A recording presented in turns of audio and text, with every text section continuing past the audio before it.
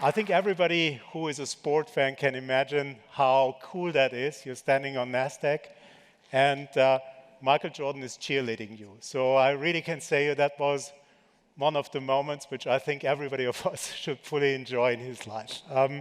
Later on, we went to Times Square. We saw all the skyscraper banners, Sportradar flashing up 60 meters high. So what Americans really do is they understand show. They understand how this element goes around. And for us, it was a milestone. We IPO'd the business. I think when we IPO'd, the enterprise value was around about 8 billion. Now the enterprise value is around about 5 billion. 5 billion in 12 weeks. That's quite tough for someone who owns more than 33% of the shares. It means privately for me, I had a very sad moment losing a multi-billionaire status on paper to a single billionaire status. I can say you, I suffered and I had sleepless nights around this. But that was my ride in the last months. And for us, it was a historic year which accumulated in an IPO in the US. The reason why we did, and I had been asked many times about this, was the US is the most important growth market for us. That was the reason why we IPO'd the business there. Looking from a total addressable market size, we see that there is a 20 billion in front of us in the next 10 years, total addressable market from potential by 0 3 years ago to now a 23, 24 billion in 10 years. So I need that footprint in the US. We need this footprint. We need to be a public body there. So that was our motivation here. I think we could have done this perfectly in Switzerland. I got that question a couple of times, and I would love to have this. I'm living here and enjoying the country since 20 years. And Switzerland is a great place for technical business, great infrastructure, people which help and support you.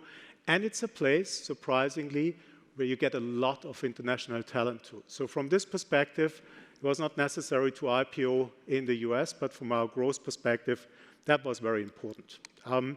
If you look now on the roadmap, those things are coming with lucky coincidences, that you have a lucky time slot, but there is also some planning behind it. And I was asked by the investors, what was for you guys the most important milestone? And I came up with a drawing and saying, here are 50 milestones. That's the reason why things happening like they happened. And then the banks told me, Carsten, you're doing here a roadshow. You have half an hour or 35 minutes for the pitch. Focus on one milestone. They reduced it to 8 or 10. And then I focused on one milestone. And for me, the one milestone was 2014. I said, I want to understand the US sport. Only 4 big sports, such a huge country. Why are they focusing on this? And I moved over to New York. I was living in New York for 6 months. My Swiss tax advisor, he ran crazy and saying, you are doing the worst decision in your life. For me, it was a fantastic decision like you see here. I learned a lot in this time. I could speak with the leagues. I could speak with all the decision makers there. And what I found out is the country is very much driven by deep player-related data. So they are really interested in ball spin, pitcher speed, accelerations, all those things which I don't see in Europe. For somebody who loves sport data, who loves predictions, that was the right market. And I said in 2014, let's invest in this market. Let's invest with the preposition, sooner or later that will be a sports betting market, because we knew at this time that round about $300 billion left the country to the Caribbean or to Middle America in wagering, in betting. So that was the preposition saying sooner or later the states will regulate sports betting. Let's take that as a starting point for us. Let's build a relation with the leagues. Let's build a relation with the media companies, which are all part of our ecosystem. And I think that was the most important one.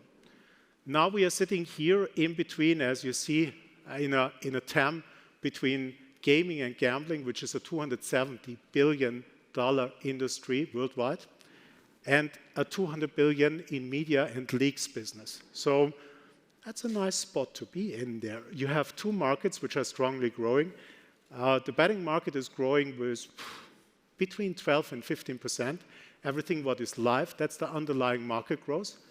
And the media market is growing with a 5 to 6% in sport, also not bad. So my mission which I have to complete now is simply leverage this times 3 or 4. and we are getting to a 30% organic growth. That's what the analysts want to see. And hey, it's not so difficult. We reached that with a 35% in average in the last 5 years. That was 2014 to 2019. Then we had the COVID event, which we unfortunately have now again. So the growth was slowing down to 7%. And this year, we are on a growth track of 40% plus. So that's where it stands. And therefore, I think looking to these massive markets, that is a beautiful opportunity for us. Looking to our business model, I promise you that's the only complex slide. I see already you guys are looking at what the hell is he doing. These are only 3 business verticals. It's Sport Solution, focusing on leagues and regulatory bodies in sport. It is sports betting, where I think everybody understands what I'm talking about. And it is the media business, where we are delivering services to companies like Google, Facebook, Amazon, you name it. So all the big brands are getting data points from us. Sometimes they're getting solutions. Sometimes they're getting even audiovisual or OTT business. If we look on the left side, the vertical with the leagues, that is a super interesting one. So it started with we sending 9,000 scouts around the globe. We are coordinating them in the stadiums, extracting this information and storing it in this red pillar in the middle. This is the very important one.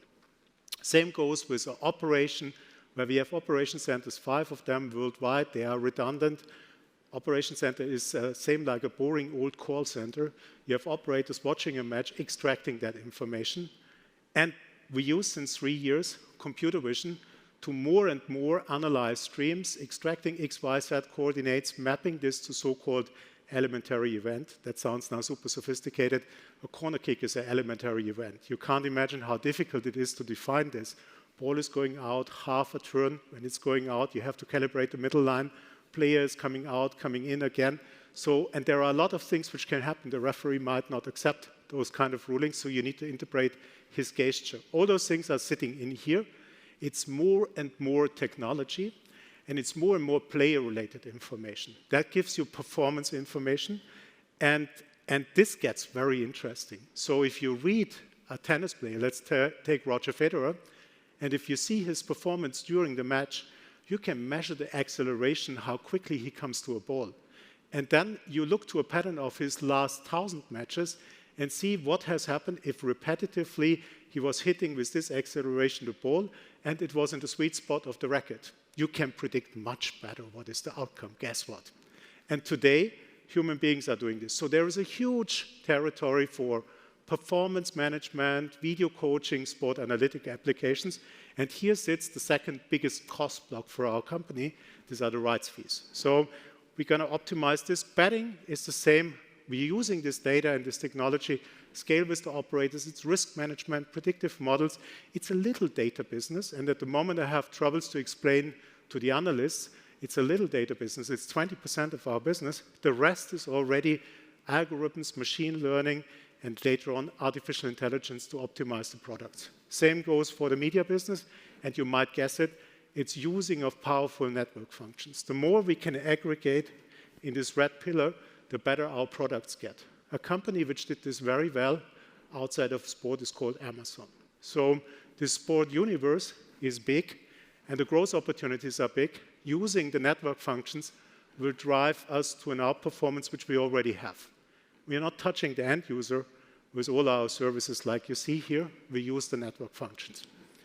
Well, the last one, a few numbers. Looking to our scale, we will reach 500 million 2020, or we reached the 500 million.